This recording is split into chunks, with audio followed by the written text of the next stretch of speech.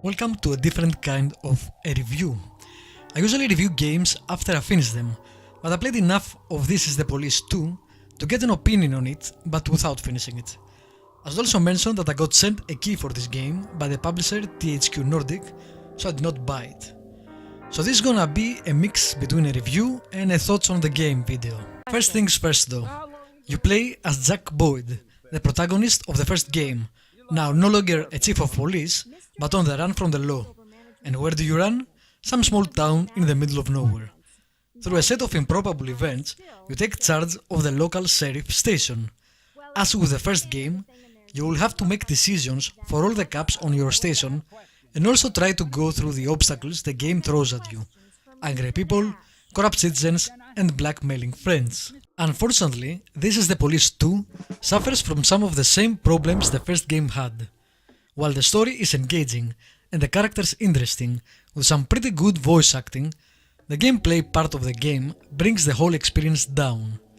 Web Studios tried to expand on the gameplay of the first game with some additions like the tactical ops. These play a lot like an XCOM mission. You load into a map, you move through a turn-based system, and your goal is to take out the perps either by arresting them or killing them. Each cap has a set of perks, and you pick 4 of them each time you get into one of these missions. Depending on the mission, you might want to be more stealthy, or you might want to go all out and get some decent shooting perks for your caps.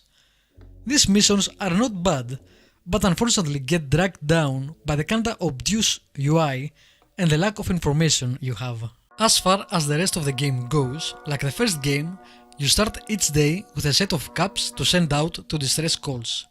Sometimes the caps won't show up at work, must be nice working somewhere where you do not have to actually show up whenever you want.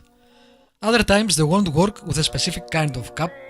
I had a cap for example which only accepted women on your team, or they will simply refuse to go out on a call for whatever flimsy excuse they chose at the time.